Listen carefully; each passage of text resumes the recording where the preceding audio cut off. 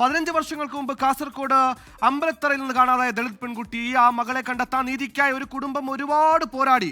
ഒടുക്കം ഹൈക്കോടതി ഇടപെട്ടു. ഹൈക്കോടതി നിർദ്ദേശത്തിന് പിന്നാലെ നടത്തിയ അന്വേഷണത്തിൽ ഇപ്പോൾ ഒരാൾ പിടിയിലായിട്ടുണ്ട്. പാണത്തൂർ സ്വദേശി ബിജു പൗലോസാണ് പിടിയിലായത്. മരണപ്പെടുന്നതിന് മുമ്പ് പെൺകുട്ടി പീഡനത്തിനിരയായിട്ടുണ്ടെന്നും കണ്ടെത്തിയിട്ടുണ്ട്. കടലിൽ നിന്ന് ലഭിച്ച് സംസ്കരിച്ച അജ്ഞാത മൃതദേഹം അത് ആ പെൺകുട്ടിയുടേതാണെന്ന് DNA പരിശോധന നടത്തി തെളിഞ്ഞിട്ടുമുണ്ട്. ആദ്യം നോർത്ത് സോൺ IG പ്രതികരണത്തിലേക്ക്. മർഡർ സെക്ഷൻ ഇട്ടിട്ടില്ല. അതിന്റെ കാരണം ഉറപ്പില്ലാത്ത കാര്യത്തിൽ അന്വേഷണത്തിൽ നമ്മൾ വെറും ഒരു തിയറി വെച്ചിട്ട് ഇടാൻ പറ്റത്തില്ല. അല്ല, മരിച്ചോ എന്ന് പറയുന്ന അതാ അവിടെ വെച്ച് മരിച്ചോ ഇല്ല എവിടെ വെച്ച് മരിച്ചോ എന്നുള്ളത് ഉറപ്പില്ല. അപ്പോൾ അക്യൂസ് പറയണതാണ് അവിടെ വെച്ച് മരിച്ചെന്നുള്ളത്, ആ വീട്ടിൽ വെച്ച് മരിച്ചെന്നുള്ളത്. ബോഡി കടലിലാണ് കിട്ടുന്നത്. കടലിലാണ് നമുക്ക് 2011 ഒരു സ്കെൽട്ടൺ കിട്ടുന്നത്. സ്കെൽട്ടൺ വെച്ചിട്ട് ഒരു അൺഐഡന്റിഫൈഡ് ഡെഡ് ബോഡിക്കുള്ള കേസ്, അൺനാച്ചുറൽ ഡെത്ത് കേസ് എടുത്തിട്ടുണ്ടായിരുന്നു.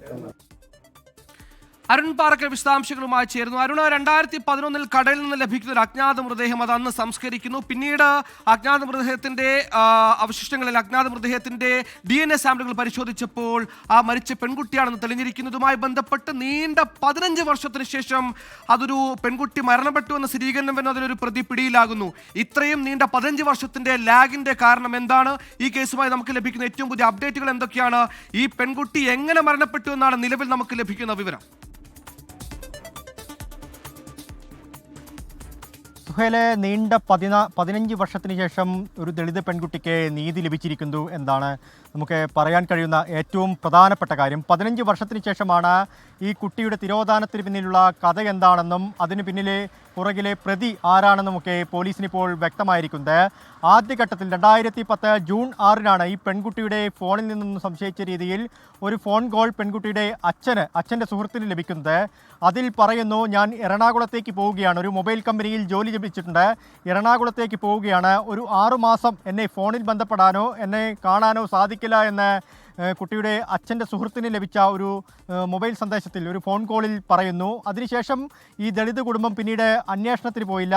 പക്ഷേ മാസങ്ങൾക്കിപ്പുറം പോലീസ് സ്റ്റേഷനിൽ പരാതി നൽകിയെങ്കിലും അമ്പലത്തറ പോലീസ് കാര്യമായി അന്വേഷണം നടത്തിയില്ല എന്നാണ് നമുക്ക് മനസ്സിലാക്കാൻ സാധിക്കുന്നത്. 2011 ജനുവരിയിൽ ചെന്നൈയിൽ പഠിച്ചിരുന്ന പെൺകുട്ടിയുടെ സഹോദരി തിരിച്ചു വരികയും അവിടെ വെച്ച്, അതായത് അമ്പലത്തറ പോലീസ് സ്റ്റേഷനിൽ പരാതി നൽകുകയും ചെയ്യുന്നു. ആ പരാതിയുടെ അടിസ്ഥാനത്തിൽ FIR ഇട്ട് കേസ് അന്വേഷിക്കുന്നു.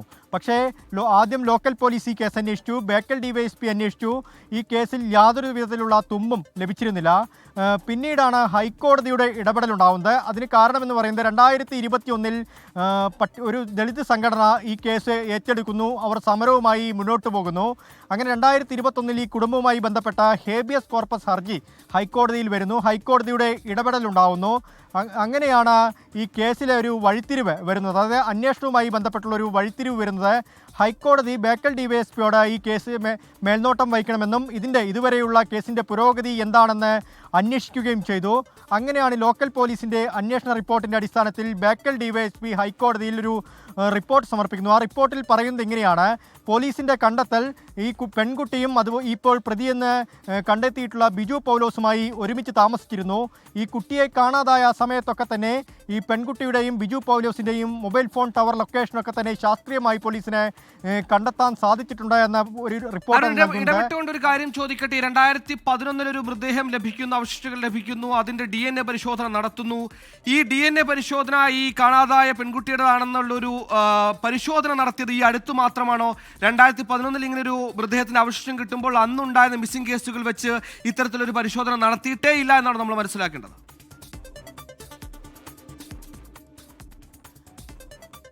അതുതന്നെയാണ് സുഹേൽ. കാരണം 2011 ആഗസ്റ്റ് മാസത്തിലാണ് കാസർഗോഡ് കടപ്പുറത്ത് നിന്ന് ഒരു അജ്ഞാത മൃതദേഹം ലഭിച്ച്, പെൺകുട്ടിയുടേതെന്ന് പറയുന്ന ഒരു അജ്ഞാത മൃതദേഹം ലഭിച്ചത് എന്നിപ്പോൾ പോലീസ് സ്ഥിരീകരിക്കുന്നുണ്ട്, ക്രൈംബ്രാഞ്ച് സ്ഥിരീകരിക്കുന്നുണ്ട്. പക്ഷേ അന്ന് അത് പരിയാരം മെഡിക്കൽ കോളേജിൽ പോസ്റ്റ്മോർട്ടം നടത്തിയതിന് ശേഷം കാഞ്ഞങ്ങാടുള്ള പൊതു ശ്മശാനത്തിൽ സംസ്കരിക്കുകയാണ് ചെയ്തത്. അതിലെ രേഖകളൊക്കെ തന്നെ സൂക്ഷിച്ചു. പക്ഷേ മൃതദേഹം സംസ്കരിക്കുകയാണ് ചെയ്തത്. അതിനെക്കുറിച്ച് പിന്നീടൊരു അന്വേഷണം നടത്തിയില്ല. 2024 ഡിസംബറിൽ ഈ കേസുമായി ബന്ധപ്പെട്ട് കുടുംബം വീണ്ടും ഹൈക്കോടതിയെ സമീപിച്ചപ്പോൾ ഹൈക്കോടതി crime branch north zone IG P പ്രകാശിനോട് പോലീസിനോട് ഈ കേസിന്റെ മേൽനോട്ട ചുമതല ഏറ്റെടുക്കണമെന്നും ക്രൈംബ്രാഞ്ച് ഈ കേസ് അന്വേഷിക്കണമെന്നും ഹൈക്കോടതി നിർദ്ദേശിച്ചു. അതിൻ്റെ അടിസ്ഥാനത്തിലാണ് 2024 ഡിസംബർ അവസാനത്തോടുകൂടി ക്രൈംബ്രാഞ്ച് ഈ കേസ് അന്വേഷിക്കുന്നത്. ജനുവരി മാസത്തോടുകൂടി ഈ രക്തസാമ്പിൾ, അതായത് കുടുംബത്തിൻ്റെ രക്തസാമ്പിൾ പരിശോധിച്ചു. അച്ഛൻ്റെയും അമ്മയുടെയും സഹോദരിയുടെയും രക്തസാമ്പിൾ എടുത്തു. ഇത് DNA-ക്ക് അയച്ചു. ആ സമയത്തൊന്നും തന്നെ ഇങ്ങനെ ഒരു ശരീരാവശിഷ്ടം കിട്ടി എന്നൊരു തരത്തിലുള്ള വിവരങ്ങളും ക്രൈംബ്രാഞ്ച് പുറത്തുവിട്ടില്ല. ഇപ്പോഴാണ് ക്രൈംബ്രാഞ്ച് IG P പ്രകാശൻ ഇപ്പോൾ അല്പസമയം മുമ്പ് മാധ്യമങ്ങളെ കണ്ടിരുന്നു. ആ സമയത്ത് അദ്ദേഹം പറഞ്ഞു, ഈ അജ്ഞാത മൃതദേഹം 2011 ആഗസ്റ്റ് മാസത്തിൽ തന്നെ ലഭിച്ചിരുന്നു. പക്ഷേ അതിനെക്കുറിച്ച് ആ സമയത്ത് ലോക്കൽ പോലീസോ DYSP ഒന്നും തന്നെ അന്വേഷിച്ചില്ല. പിന്നീട് ക്രൈംബ്രാഞ്ച് കേസ് ഏറ്റെടുത്തതിന് ശേഷം ഒരു സംശയമുണ്ടായി. അങ്ങനെ ആ സമയത്ത് കണ്ടെത്തിയ അജ്ഞാത മൃതശരീരങ്ങളെക്കുറിച്ചുള്ളൊരു പഠനം നടത്തി, പരിശോധന നടത്തി. ആ സമയത്താണ് ഇങ്ങനെ ഒരു ബോഡിയെക്കുറിച്ച് മനസ്സിലായത്. അതിൻ്റെ അടിസ്ഥാനത്തിൽ DNA പരിശോധിച്ചു. ഒപ്പം ഒരു പാദസരവും ലഭിച്ചു. അതാണ് നിർണായകമായ വഴിത്തിരിവായത്. ആ പാദസരം കുട്ടിയുടെ ഒരു ബന്ധുവായി യുവതി ഐഡൻറ്റിഫൈ ചെയ്തു. അതിൻ്റെ അടിസ്ഥാനത്തിലാണിപ്പോൾ ഈ കർണാടകയിലെ ജോലിസ്ഥലത്ത് വെച്ച് ബിജു പൗലോസിനെ പിടികൂടിയിരിക്കുന്നത്. ഇനിയിപ്പോൾ തെളിവെടുപ്പ് ഉൾപ്പെടെയുള്ള കാര്യങ്ങളിലേക്ക് കടക്കേണ്ടതുണ്ട്. ഇന്നിപ്പോൾ കോടതിയിൽ ഹാജരാക്കി റിമാൻഡ് ചെയ്യുമെന്നാണ് അറിയാൻ സാധിക്കുന്നത്. സുഹൈൽ, മിസ്സിംഗ് കേസുകളുടെ ഒരു ലിസ്റ്റ് തന്നെ പോലീസിന്റെ പക്കലുണ്ടായിട്ടും ആ കടപ്പുറത്തു നിന്ന് ഒരു മൃതദേഹം കിട്ടിയിട്ട് അതിന്റെ DNA ഈ പെൺകുട്ടിയുമായി താരതമ്യം ചെയ്യപ്പെടാത്തതിന്റെ കാരണം നടക്കമുള്ള കാര്യങ്ങളിലേക്ക് കൂടി അന്വേഷണം നടക്കേണ്ടതുണ്ട്. 15 വർഷത്തിന് ശേഷമെങ്കിലും നീതി ലഭിച്ചു എന്ന് പറയുമ്പോഴും ആ വൈകിയ 15 വർഷത്തേത് നീതികേടാണെന്ന കാര്യത്തിൽ സംശയമില്ല. എന്താണ് അന്വേഷണ വീഴ്ചകൾ എന്നടക്കം പരിശോധിക്കേണ്ട കേസ് കൂടിയാണ്. അരുൺ പാറക്കലാണ് വാർത്തയുടെ വിശദാംശങ്ങൾ നൽകിയത്.